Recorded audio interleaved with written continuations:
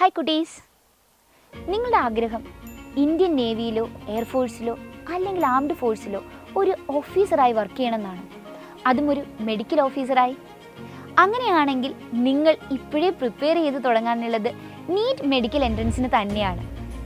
അപ്പോൾ എങ്ങനെയാണ് armed force medical കോളേജിൽ ഒരു MBBS ഗ്രാജുവേറ്റായി ജോയിൻ ചെയ്യാൻ പറ്റുക? അതിനുശേഷം എങ്ങനെ നിങ്ങൾ ആംഡ് ഫോഴ്സിൽ തന്നെ ഒരു മെഡിക്കൽ ഓഫീസർ ആകും? ഇതൊക്കെ നമുക്കൊന്ന് നോക്കിയാലോ.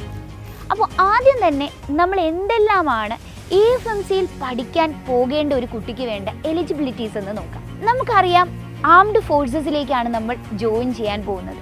അതുകൊണ്ട് തന്നെ ആദ്യത്തെ ക്രൈറ്റീരിയ നിങ്ങളൊരു ഇന്ത്യൻ സിറ്റിസൺ ആയിരിക്കണം എന്നുള്ളതാണ്.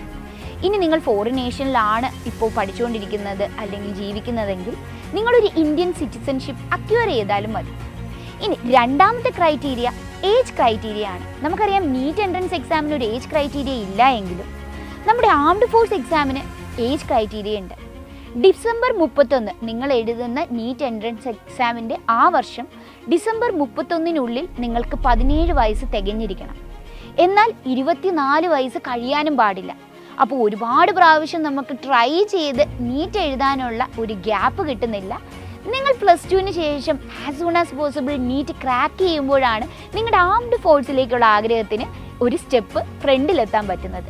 ഇനി മൂന്നാമത്തെ ക്രൈറ്റീരിയ, നിങ്ങൾ അൺമാരീഡ് ആയിരിക്കണം, അല്ലെങ്കിൽ കോഴ്സ് ഡ്യൂറേഷനിൽ നിങ്ങൾ മാരി ചെയ്യാൻ പാടില്ല. ആൻഡ് അടുത്ത ഒരു ക്രൈറ്റീരിയ എന്ന് പറയുന്നത് നിങ്ങളുടെ മെഡിക്കൽ ഫിറ്റ്നസ് ആണ്. നമുക്കറിയാം, ആംഡ് ഫോഴ്സ് മെഡിക്കൽ കോളേജിലേക്ക് നമുക്ക് ജോയിൻ ചെയ്യണമെങ്കിൽ നീറ്റ് മെഡിക്കൽ എൻട്രൻസ് എക്സാം തന്നെ നമ്മൾ പാസ്സാവണം. പാസ്സായാൽ മാത്രം പോരാ, നല്ല ഒരു റാങ്കോട് കൂടി തന്നെ നിങ്ങൾക്ക് അവിടേക്ക് എന്ത് ചെയ്യണം, നീറ്റ് എൻട്രൻസ് എക്സാം എഴുതി കിട്ടേണ്ടതായിട്ടുണ്ട്. കാരണം നമുക്ക് ആകെ AFMCയിൽ ഉള്ളത് 150 സീറ്റുകളാണ്. ഇതിൽ 5 സീറ്റ് ഫോറിൻ നാഷണൽസിന് വേണ്ടിയുള്ളതാണ്. അത് നമ്മുടെ നൈബറിംഗ് ആയിട്ടുള്ള ഫ്രണ്ട്ലി നേഷനിലെ കുട്ടികൾക്ക് പഠിക്കാനാണ്. ബാക്കിയുള്ള 145 സീറ്റാണ് അപ്പോൾ ശരിക്കും നമുക്ക് എല്ലാവർക്കുമായിട്ടുള്ളത്.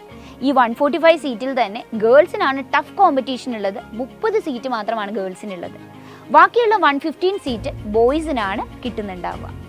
അപ്പോൾ ഇത്രയും ചെറിയ ഒരു നമ്പർ ഓഫ് സീറ്റിലേക്ക് നമുക്ക് കിട്ടണമെങ്കിൽ നമുക്കറിയാം, നീറ്റിൻ്റെ റാങ്കും വളരെ വലുതായിരിക്കണം. എന്നാൽ നീറ്റിന് ഒരു ഉന്നത റാങ്ക് ലഭിച്ചാൽ മാത്രം നിങ്ങൾക്ക് എന്ത് കിട്ടില്ല, AFMC കിട്ടില്ല. അപ്പോൾ ആദ്യം നമ്മൾ നീറ്റ് എഴുതുന്നു, ഒരു നല്ല റാങ്ക് കരസ്ഥമാക്കുന്നു, AFMC നമ്മൾ ഓപ്റ്റ് ചെയ്യുന്നു. അപ്പോൾ AFMCയിൽ നിന്ന് നമുക്കൊരു ഷോർട്ട് ലിസ്റ്റ് കിട്ടും. ഈ ഷോർട്ട് ലിസ്റ്റ് കിട്ടിയ ശേഷം നമ്മൾ പിന്നെ AFMC പൂനെയിൽ പോയി അവരുടെ കുറച്ച് ടെസ്റ്റ് പാസ്സാവേണ്ടതായിട്ടുണ്ട്. അതിൽ ആദ്യത്തെ ടെസ്റ്റ് എന്ന് പറയുന്നത് ലാംഗ്വേജിൻ്റെയും ലോജിക്സിൻ്റെയും ഒരു ടെസ്റ്റാണ്. അതിനുശേഷം ഈ ടെസ്റ്റിന് ഒരു നല്ല മാർക്ക് ഉണ്ട് എങ്കിൽ നമ്മളൊരു സൈക്കോളജിക്കൽ അനാലിസിങ് ടെസ്റ്റ് ക്വാളിഫൈ ചെയ്യണം.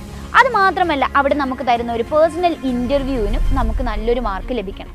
അപ്പോൾ ഇത്രയും ലഭിക്കുമ്പോഴേക്കും പിന്നെയും നമ്മൾ അവിടെ എന്ത് ചെയ്യും, നീറ്റിൻ്റെയും ഇത്രയും മാർക്കിൻ്റെയും ബേസിസിൽ നമ്മളെ ഷോർട്ട് ലിസ്റ്റ് ചെയ്യും. ഈ ഷോർട്ട് ലിസ്റ്റ് ചെയ്ത കുട്ടികൾ പിന്നെ ശ്രദ്ധിക്കേണ്ടത് അവരുടെ മെഡിക്കൽ ഫിറ്റ്നസ് ആണ്. അപ്പോൾ 10ാം ക്ലാസ് ഒക്കെ കഴിഞ്ഞ് 11ലും 12ലും നിൽക്കുമ്പോൾ നിങ്ങൾ നിങ്ങളുടെ ഹെൽത്തും കൂടെ ഒന്ന് നല്ലോണം ശ്രദ്ധിക്കുന്നത് നല്ലതായിരിക്കും. അവിടെ ഒരു ഹൈറ്റ് ക്രൈറ്റീരിയ ഉണ്ട്. ശരിക്കും ബോയ്സിന് 157 സെൻറ്റിമീറ്ററും ഗേൾസിന് 152 സെൻറ്റിമീറ്ററും കുറയാതിരിക്കണം. എന്നാൽ അതിലും ഇമ്പോർട്ടൻ്റ് ആണ് ഹൈറ്റ് ടു വെയ്റ്റ് റേഷ്യോ എന്ന് പറയുന്നത്. അപ്പോൾ ഓവർ വെയ്റ്റ് ഉള്ളവർക്കും ഒബീസ് ആയിട്ടുള്ളവരെയൊക്കെ അവർ നോട്ട് മെഡിക്കലി ഫിറ്റ് എന്ന് പറയും.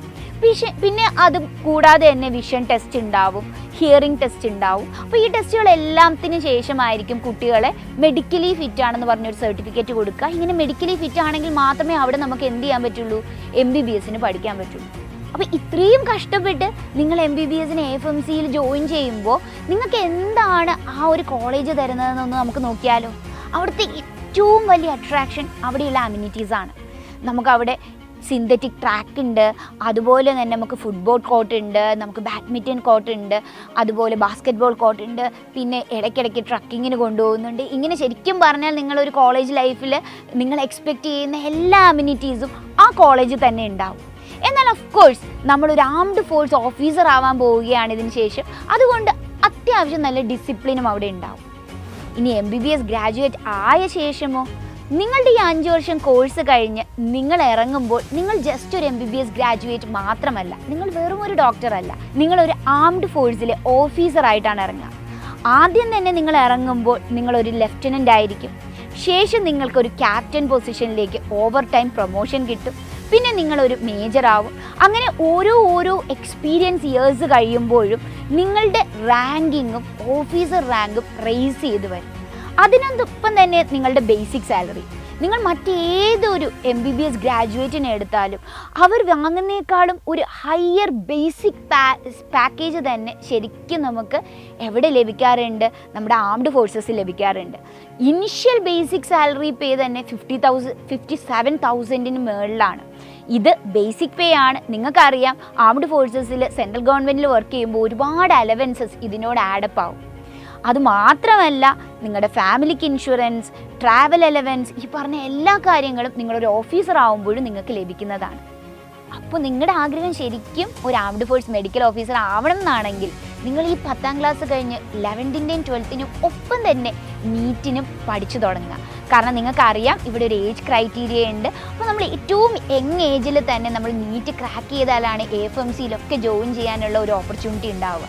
ഒപ്പം നിങ്ങളുടെ ഹെൽത്ത് നല്ലപോലെ ചെക്ക് ചെയ്യുക. ഓവർ വെയ്റ്റോ ഒബീസോ ഒന്നും ആവാതെ മെഡിക്കലി ഫിറ്റ് ആവാനും ശ്രമിക്കുക. അപ്പോൾ see you with another such informative video. Bye.